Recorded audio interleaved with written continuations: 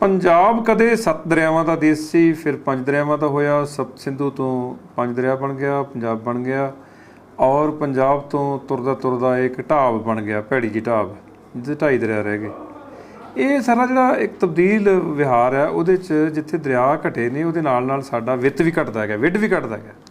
ਭਾਵ ਸਾਡੇ ਸੰਕੀਰਣਤਾ ਵੱਧਦੀ ਗਈ, ਸਾਡਾ ਦਰਿਆ ਦੇ ਲਈ ਸੁਭਾਅ ਜਿਹੜਾ ਸੀ ਸੁੰਗੜਦਾ ਗਿਆ। ਜਿਹੜੀ ਇੱਕ ਸਾਡੀ ਰੁੱਖੀ ਮਿੱਸੀ ਤਹਿਜ਼ੀਬ ਸੀ ਇਸ ਧਰਤੀ ਦੀ, ਜਿਹਦੇ 'ਚ ਹਰ ਧਰਮ, ਜਿਹਦੇ 'ਚ ਸ਼ਾਹ ਮੁਹੰਮਦ ਕਹਿੰਦਾ ਨਾ ਕਿ ਸ਼ਾਹ ਮੁਹੰਮਦਾ ਵਿੱਚ ਪੰਜਾਬ ਦੇ ਜੀ ਕਦੇ ਨਹੀਂ ਸੀ ਤੀਸਰੀ ਜਾਤ ਆਈ, ਰਾਜੀ ਬਹੁਤ ਰਹਿੰਦੇ ਮੁਸਲਮਾਨ ਹਿੰਦੂ।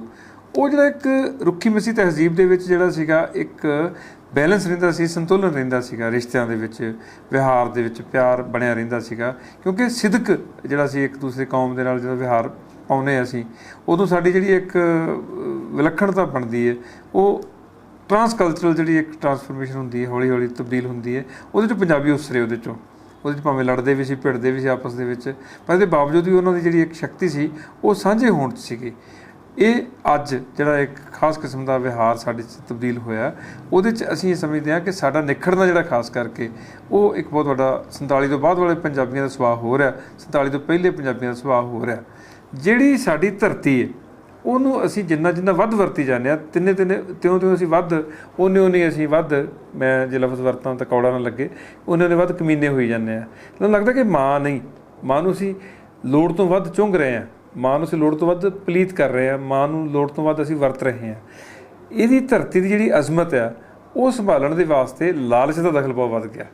ਅਸੀਂ ਅਜ਼ਮਤ ਸੰਭਾਲ ਨਹੀਂ ਰਹੇ, ਅਸੀਂ ਉਸ ਅਜ਼ਮਤ ਨੂੰ ਵਰਤ ਰਹੇ ਹਾਂ। ਅੱਜ ਜਦੋਂ ਸਾਡੇ ਟੋਟਲ ਜਿਹੜੇ ਵਿਹਾਰ ਦੇ ਵਿੱਚ ਇੱਕ ਆ ਗਈ ਬਿਰਤੀ ਕਿ ਵੱਧ ਮੁਨਾਫਾ ਕਿਵੇਂ ਕਮਾਉਣਾ, ਉਹਨੇ ਸਾਡੀਆਂ ਸਾਰੀਆਂ ਆਦਤਾਂ ਜਿਹੜੀਆਂ ਤਬਦੀਲ ਕਰਤੀਆਂ।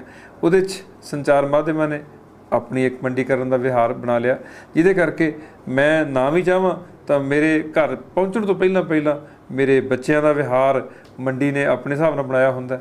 ਉਹਦੇ ਪਕਵਾਨ ਬਦਲ ਗਏ ਨੇ, ਸਾਡੇ ਪਹਿਰਾਵੇ ਬਦਲ ਗਏ ਨੇ, ਸਾਡਾ ਮਨੋਰੰਜਨ ਦਾ ਅੰਦਾਜ਼ ਬਦਲ ਗਿਆ, ਸਾਡਾ ਮਨੋਰੰਜਨ ਦਾ ਜਿਹੜਾ ਸਿਲਸਿਲਾ ਉਹਦੇ 'ਚ ਜਿਹੜੀ ਧਰਤੀ ਦੀ ਤਹਿਜ਼ੀਬ ਸੀ ਉਹ ਸਿਖਾਉਣ ਵਾਲੇ ਜਿਹੜੇ ਮਾਧਿਅਮ ਨੇ ਉਹ ਸੁੱਕਦੇ ਸੋ ਮਹੀਨੇ ਸੁੱਕ ਗਏ ਨੇ ਕਿ ਅੱਜ ਸਾਨੂੰ ਆਪਣੇ ਵਿਆਹ ਸ਼ਾਦੀ 'ਚ ਵੀ ਪਹਾੜੇ ਦੀਆਂ ਮੁਟਿਆਰਾਂ ਮਿਲਾਉਣੀਆਂ ਪੈਂਦੀਆਂ ਨੇ, ਜਿਹੜੀਆਂ ਆ ਕੇ ਸਾਡੇ ਚਾਵਾਂ ਦੇ ਗੀਤ ਗਾ ਸਕਣ।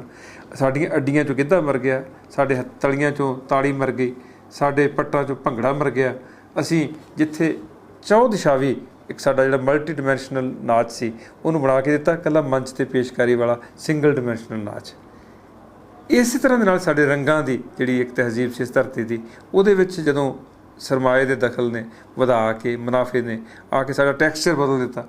ਸਾਡੀ ਫੁਲਕਾਰੀ ਜਿਹੜੀ ਸੀ ਉਹਦੇ ਜਿਹੜੇ ਰੰਗ ਸੀ ਉਹ ਵੰਨ ਸੁਵੰਨਤਾ ਦੇ ਵਿੱਚ ਉਹਦਾ ਸਰਦਾਰੀ ਸੀ, ਉਹਦੀ ਥਾਂ ਦੇ ਉੱਤੇ ਇੱਕ ਮਸ਼ੀਨੀ ਟੋਟਾ ਆ ਗਿਆ, ਮਸ਼ੀਨੀ ਸ਼ਾਲ ਆ ਗਿਆ, ਮਸ਼ੀਨੀ ਵਿਹਾਰ ਨੇ ਆ ਕੇ ਸਾਨੂੰ ਮੰਡੀ 'ਚੋਂ ਚਾਹ ਖਰੀਦਣ ਦੀ ਆਦਤ ਪਾ ਦਿੱਤੀ ਕਿ ਅਸੀਂ ਆਪਣੀ ਖੁਸ਼ੀਆਂ ਜਿਹੜੀਆਂ ਮੰਡੀ 'ਚੋਂ ਜਾ ਖਰੀਦ ਸਕਦੇ ਹਾਂ।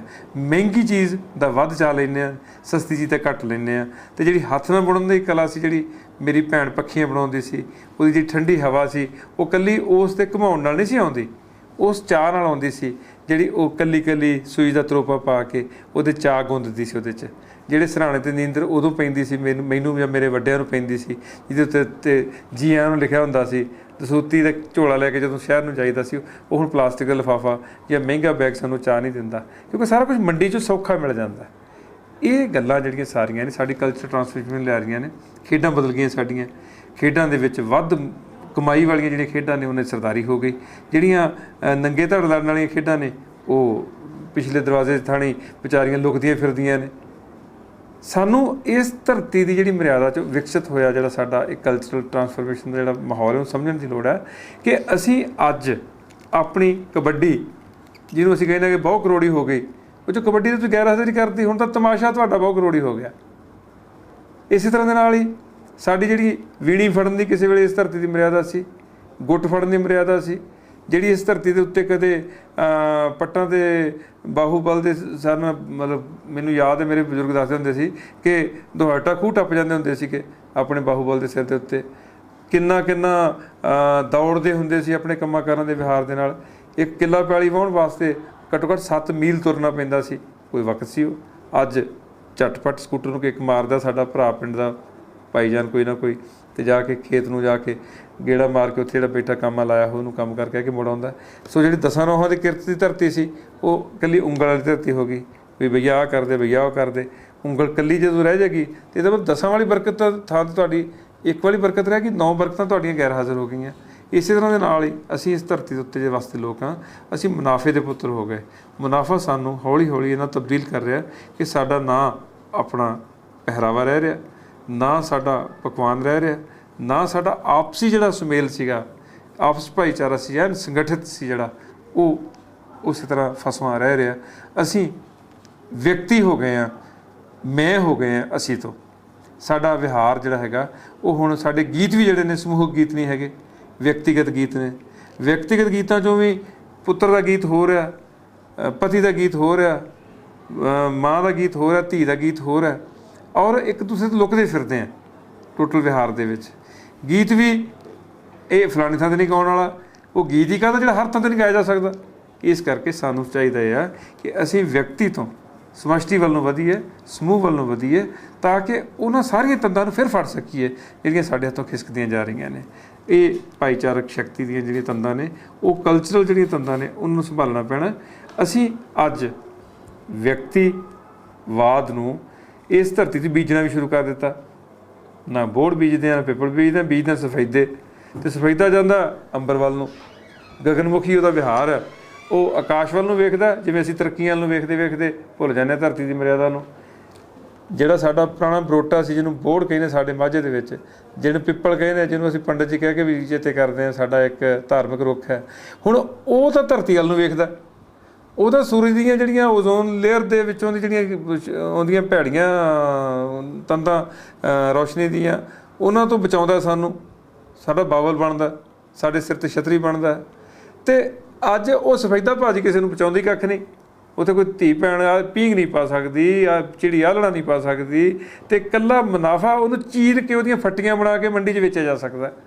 ਇਹਦਾ ਮਤਲਬ ਇਹ ਹੋ ਗਿਆ ਕਿ ਸਾਡਾ ਬਾਪ ਰੁਪਈਆ ਬਣ ਗਿਆ। ਉਸ ਰੁਪਈਏ ਤੋਂ ਮੁਕਤੀ ਹਾਸਲ ਕਰਨੀ ਜਿਹੜੀ ਸੌਖੀ ਨਹੀਂ ਹੈ। ਮੈਂ ਵੀ ਨਹੀਂ ਕਰ ਸਕਦਾ, ਪਰ ਯਤਨ ਤਾਂ ਕਰੀਏ ਘੱਟੋ ਘੱਟ। ਸੋ ਮੇਰੀ ਓਪੀਨੀਅਨ ਇਹ ਆ, ਰਾਏ ਇਹ ਆ ਕਿ ਦੁਨੀਆ ਭਰ ਦੇ ਵਾਸਤੇ ਪੰਜਾਬੀਓ, ਜੇ ਤੁਸੀਂ ਆਪਣੇ ਆਪ ਨੂੰ ਉਸ ਸਵੈਮਾਨ, ਉਸ ਮੜਕ, ਉਸ ਬੜਕ ਦੇ ਨਾਲ ਜਿਉਣਾ, ਤਾਂ ਤੁਹਾਨੂੰ ਇਹ ਸਾਰਾ ਵਿਹਾਰ ਤਬਦੀਲ ਕਰਨਾ ਪਏਗਾ। ਇਹ ਮਰਿਆਦਾ ਸਾਡੀ ਧਰਤੀ ਦੀ ਇਹ ਮੰਗ ਕਰਦੀ ਹੈ ਕਿ ਅਸੀਂ ਆਪਸ ਵਿੱਚ ਕਰਿੰਗੜੀ ਪਾ ਕੇ ਜੀਵੀਏ, ਨਾ ਕਿ ਇਕੱਲੇ ਇਕੱਲੇ ਰੁੜਦੇ ਜਾਈਏ। ਜਿਵੇਂ ਤੂੜੀ ਦੀ ਪੰਡ, ਕੁਲਵੰਤ ਸਿੰਘ ਵਿਰਕ ਦੀ ਕਹਾਣੀ ਹੈ ਨਾ, ਕਿ ਤੂੜੀ ਦੀ ਪੰਡ ਦੇ ਕੱਖ ਸਾਰੇ ਜਿਹੜੇ ਸੀ ਇਕੱਲਾ ਇਕੱਲਾ ਰੁੜਦੇ ਜਾਂਦੇ ਸੀ। ਉਹਨਾਂ ਚਿਰ ਅਸੀਂ ਪੰਜਾਬੀ ਹਾਂ, ਉਹਨਾਂ ਚਿਰ ਪੰਜਾਬ ਹੈ, ਜਿੰਨਾ ਚਿਰ ਅਸੀਂ ਸੰਗਠਿਤ ਸ਼ਕਤੀ ਆਪਣੀ ਹਰ ਧਰਮ ਦੀ, ਹਰ ਜ਼ਾਤ ਦੀ, ਹਰ ਖਿੱਤੇ ਦੀ ਆਪਸ ਜੋੜ ਕੇ ਰੱਖਦੇ ਹਾਂ। ਜੇ ਮੈਨੂੰ ਇਸ ਗੱਲ ਦਾ ਹੀ ਘਮੰਡ ਖਾਈ ਜਾਵੇ ਕਿ ਮੈਂ ਜੱਟ ਦਾ ਪੁੱਤ ਹਾਂ, ਬਾਕੀ ਭਾਈਚਾਰੇ ਨੂੰ ਐਵੇਂ ਮੈਂ ਲੰਡੀ ਬੁੱਚੀ ਦੱਸਾਂ, ਅਤੇ ਜੇ ਕਿਸੇ ਨੇ ਉਹ ਮੈਂ ਬ੍ਰਾਹਮਣ ਕੁਲ ਜੋ ਹਾਂ, ਅਤੇ ਮਤਲਬ ਬਾਕੀ ਸਾਰੇ ਲੰਡੀ ਬੁੱਚੀ ਤੁਰੇ ਫਿਰਦੇ ਨੇ। ਇਹ ਭਰਮ ਜਾਲ ਸਾਨੂੰ ਟੋਟੇ ਦਰ ਟੋਟੇ ਬਟਾ ਦਰ ਬਟਾ ਵੰਡਣ ਦੀ ਇੱਕ ਸਾਜ਼ਿਸ਼ ਹੈ। ਇਹ ਸਾਜ਼ਿਸ਼ ਸਮਝਣੀ ਪੈਣੀ ਹੈ। ਅਸੀਂ ਖਿੱਤਿਆਂ 'ਚ, ਟੋਟਿਆਂ 'ਚ, ਬਟਿਆਂ 'ਚ ਵੰਡ ਕੇ ਬੜਾ ਨੁਕਸਾਨ ਕਰ ਲਿਆ। ਅਸੀਂ ਹੋਰ ਨੁਕਸਾਨ ਨਹੀਂ ਹੋਣ ਦੇਣਾ। ਇਹੀ ਸਾਡਾ ਯਤਨ ਹੋਣਾ ਚਾਹੀਦਾ।